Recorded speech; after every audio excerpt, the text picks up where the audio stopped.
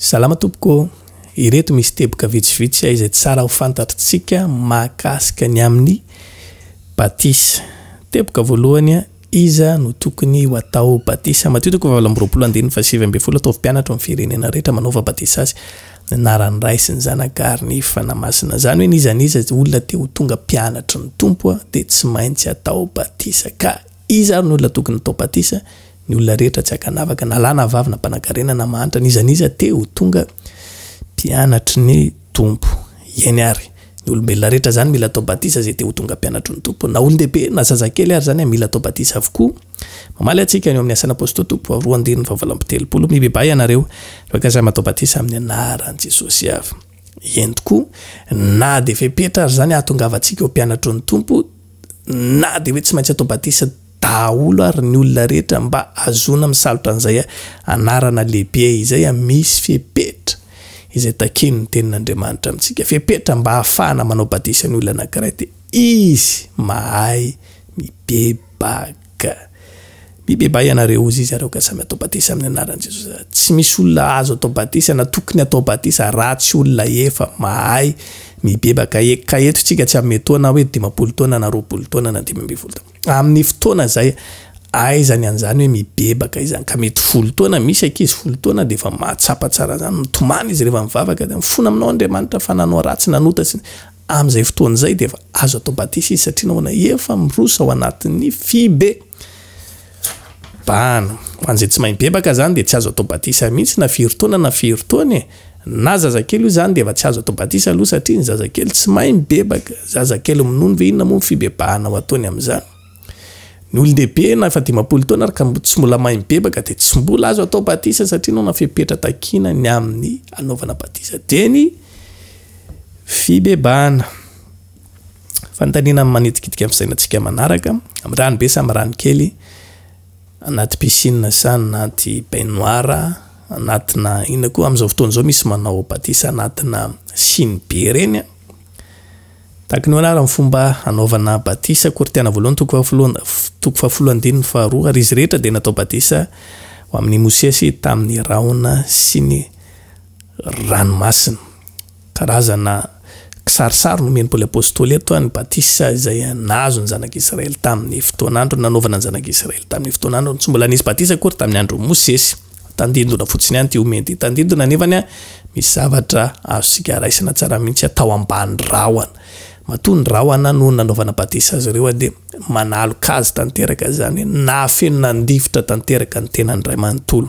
Fiampitana ny ranomasina mena, tsy rano kelikely zany, ranomasimbe zany. Mbola fiampitana ny on'ny Jordana koa ohatra mbola rano be koa zany amin'ny ankapobeny zany. Dia tena horesana dia tsotra ihany ny batisa, tsy maintsy rano be tompoko, rano mandifotra.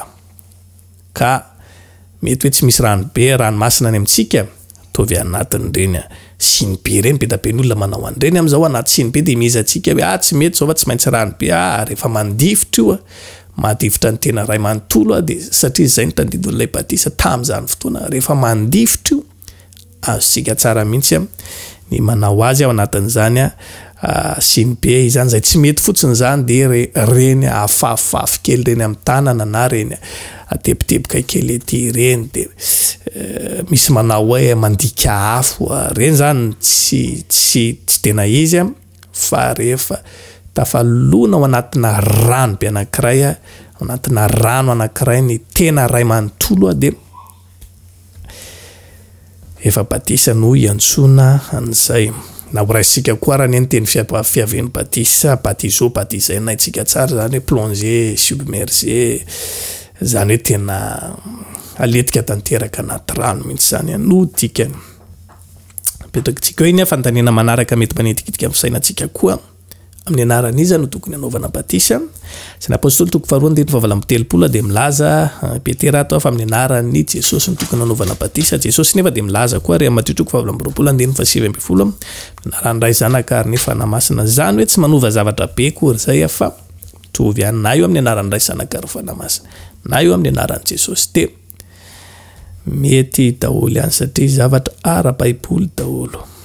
Fanontaniana manaraka, mavonjy sa tsy ny fanaovana na tsy fanaovana ny batisa petera voalohany toko fatelo andeny faraka am'roapolo ny ten'Andriamanitra ho raisitsika mariana moa zany fa be da be ny ten'Andriamanitra azosika raisina amin'ny resaka batisa ity fa tsongaitsika fotsiny zay azosika tsongaina tsy halava be ny fotoanantsika petera voalohany toko fatelo andeny faraka am'roapolo zay mamonjy anareo koa ankehitriny teny batisa ny batisa de tsy tahaka ny fomba andraisan'ny sasany azy izy nataonao na tsy atao tsy maninona tena mitondra famonjena mihitsy ny batisa satria tandindony fahafatesan'i Jesosy tao anaty fasana raha feo izy nitsangana voty tahak'izay ihany koa ilay batisa tandindony fahafatesantsika ny amin'ny fiainantsika taloha isika olona taloha iny nalevina ao anatin'ny ranony batisa mitsangana votsika de olom-baovao tanteraka de isika fombafomba fotsiny eno averika eto foana na fombafomba ary zay de ny zavatra rehetra tompoko misy fombafomba karaha zay fombafomba take ny ten'Andriamanitra hoe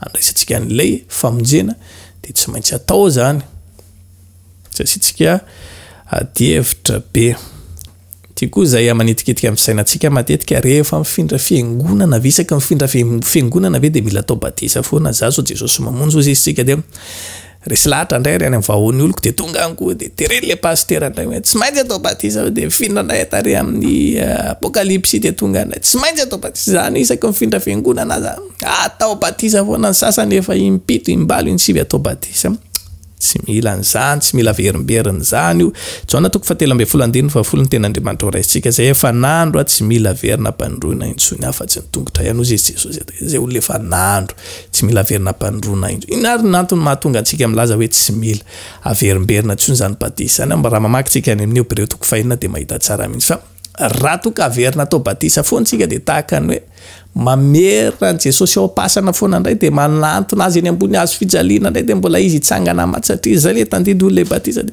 zay foana zany nataontsika isaky miverina atao batisa de mamerina manomba Jesosy amin'ny hazo fijaliana indray de lasa indray izy ny pasana aloha de lasa indray izy zay indray vao nitsangana tamin'ny maty de ohatr'izay foana zay no ilazantsika hoe tsy mila verina atao zany une fois tsika vita batisa tamin'ny fiangonana anankiray ka miova fiangonana anankiray tsy mila atao batisa izany intsony zay avy nampandroana ozy izy Jesosy zay efa nandro ozy izy Jesosy de tsy mila verina ho sasana intsony fa izay maloto sisa ohatry ny tongotra ozy izy ny ten'Andriamanitra eto zany hoe zavadravatra malotoloto amintsika sisa ohatra hoe zay fahotana tsy mety afaka amintsika sisany de reny no ezahantsika ifonana sy ialana angatahana famonjena sy famindrapo amin'Andriamanitra fa tsy hoe midika akory zany andana indray verina tao batisa mino afa asika ngama zay zavatra tiana horesana amin'izany makasika an'ity resaka momba ny batisa ity misy fanontaniana manitikitika antsika de misalasala manoratra aminay fa volona trany izay ny mifanerasera amintsika sy mamaly an'izay fanontaniana manitikitika antsika rehetra izay metraka veloma mandram-pitafa ho amin'ny vidéo manaraka indray samy arotahin'Andriamanitra veloma tompoko